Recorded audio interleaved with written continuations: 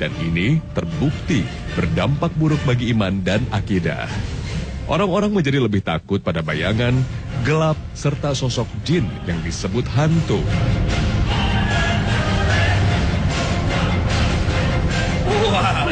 Astagfirullahaladzim, Ustaz. Nonton apa itu? Film horor, Ustaz. Ini hari masih nonton horor aja. Aduh, Ustaz ngagetin aja. Bener. Ustaz, kami mau nanya, Ustaz. Nah, di film ini, jin digambarkan menyeramkan, Ustaz. Apa memang wujud jin itu menyeramkan, Ustaz? Bener. Emang pernah lihat? Belum pernah sih, cuma di film doang. Kan serem nih di Itu film. film aja kan. Bisa jadi itu bisa-bisanya yang bikin film aja. Bener. Tapi ya memang ada juga sih yang menyebutkan bahwa jin itu sebagai makhluk halus gitu ya. Dia kan alam gaib. Nah, dia nggak bisa berubah wujud jadi manusia secara sempurna karena dia levelnya itu agak sedikit di bawah. Bandingkan dengan malaikat, makhluk halus juga, tapi kan dia ibadun mukramun. Ya, seperti di masa Nabi, Rasulullah tuh pernah lagi ngobrol sama para sahabat gitu, tiba-tiba masuk manusia yang itu malaikat Jibril, berubah wujud jadi manusia, itu dikatakan syadidu sawadis sya'r, rambutnya sangat hitam. Kemudian pakaiannya sangat putih, syadidu bayadith thiyab, la yura alaihi atharus safar, enggak ada bekas-bekas dia habis datang dari tempat yang jauh. Wala ya'rifuhu minna ahad, dan tidak ada satupun yang kita kenal sama dia dari para sahabat itu. Nah, cerita panjang lebar, lalu kata Nabi, itu yang tadi tahu nggak pada siapa itu? Itu Jibril. Pantesan, sempurna banget, begitu kan? Jadi kalau malaikat dia makhluk halus, menyerupai manusia, manusia ini juga makhluk yang sempurna kan? Allah menyebutkan, laqad khalaqnal insana fi ahsani taqwim. Kami telah menciptakan manusia dalam rupa yang sebagus-bagusnya. Nah, ini makhluk yang hebat, ya kan, menyerupai makhluk yang hebat. Jadi itu seperti wanita-wanita Mesir ketika begini nih? Kiris? Mengiris tangannya sendiri itu ya. Melihat Nabi Yusuf, lalu mereka bilang apa? Wah, ini mah malaikat gitu. Jadi malaikat itu kalau menyerupai manusia, itu memang sempurna. Tapi kalau makhluk halus yang satu lagi, ini yang rada-rada KW ini sebenarnya ini. Iblis dan sejenisnya itu makhluk halus juga, ya kan? Tapi dia kelas rendah. Jadi kalau disuruh menyerupai kita manusia yang sempurna, nggak bisa sempurna. Paling cuma separuh bisanya, separuh lagi gosong. Separuh lagi gosong, ya kan? Atau kadang-kadang kepalanya nggak ada, atau kakinya nggak ada, kan dia jalan. Gitu, kan? Atau bisanya ngesot doang itu. Suster ngesot dah. Atau kalau dia makan, bolong kelihatan di sini. Kadang belakangnya saja. Belakang ya, sindel bolong, darah dan sebagainya. Karena apa? Karena dia tuh makhluk halus yang kelasnya rendah.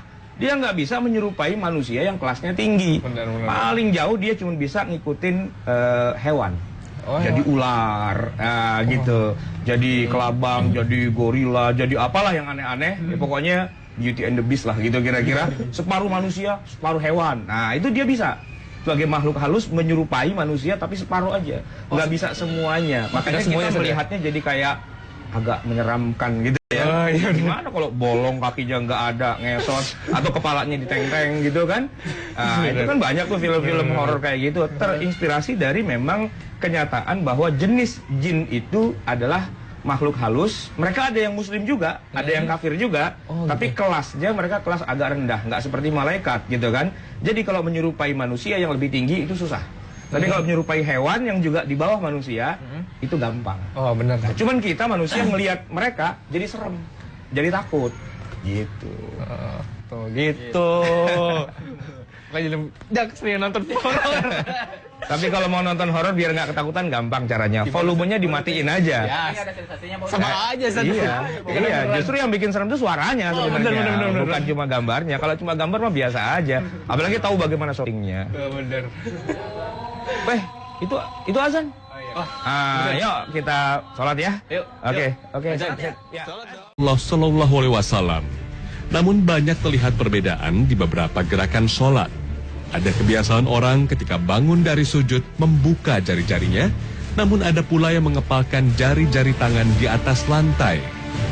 Manakah yang sesuai dengan syariat Islam?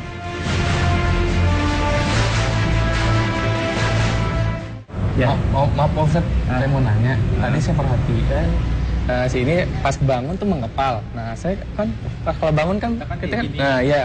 Nah, itu kalau menurut syariat Islamnya gimana, Ustaz? Ya urusan bangun ke atas tuh dengan mengepal begini atau tangannya lepak begini ya, sebenarnya tidak ada masalah. Dalam arti tidak keliru dan juga tidak membuat sholat menjadi rusak atau batal. Hanya saja memang interpretasi para ulama dalam hal ini agak beda-beda. Kalau kebanyakan kita umat Islam di Indonesia yang mazhabnya mazhab Syafi'i, ya di dalam kitab Mughni Al-Muhtaj itu Al-Khatib Asy-Syirbini menyebutkan ya tangannya begini. Sebagaimana kita umumnya kan di sini begini. Ketika bangun itu tangannya begini, kemudian dia bangun ke atas gitu kan. Tapi memang ada hadis yang lain yang menyebutkan bahwa Nabi itu di atas tanah itu tangannya seperti orang yang sedang mengaduk adonan roti. Ya, seperti al-ajin, orang yang mengaduk adonan roti, dan itu ditafsirkan sebagai mengepal. Bikin adonan roti itu kan dengan cara mengepal gitu kan. Walaupun hadis itu banyak dikritisi juga oleh para ulama yang lain, dia tidak sahih gitu.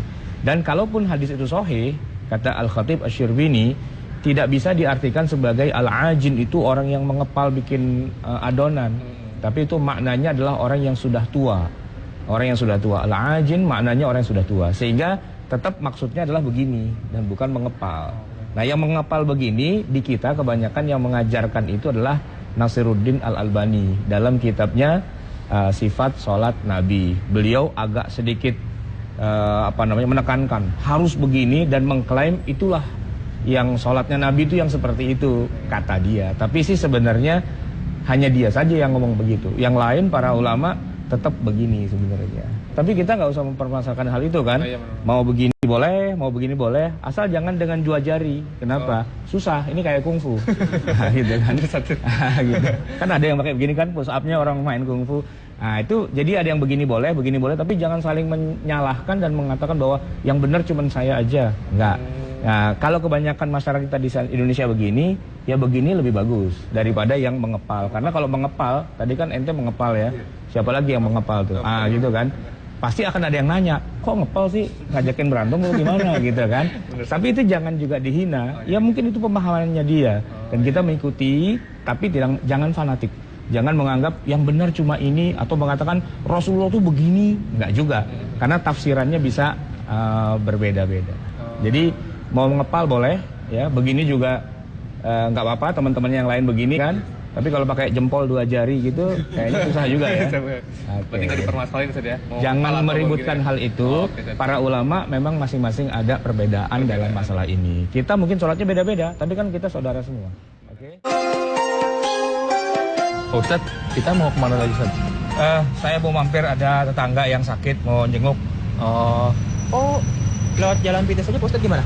Lewat kuburan? Iya, lewat kuburan. Enggak, Ustadz. Ya, nggak apa-apa. Sekalian kita ziarah, kita beri salam kepada mereka ya, kita doain. Iya, iya.